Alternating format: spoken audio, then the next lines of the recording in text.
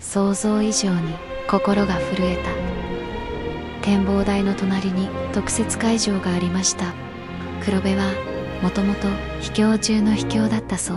こんな場所にダムが作られるなんて誰も想像しなかった。それほどの秘境の地、数々の困難にぶち当たる、耐え抜き乗り越えた、そんな物語が語られていた。そして当時最高難度のプロジェクトで171名もの犠牲者が出たことを知る。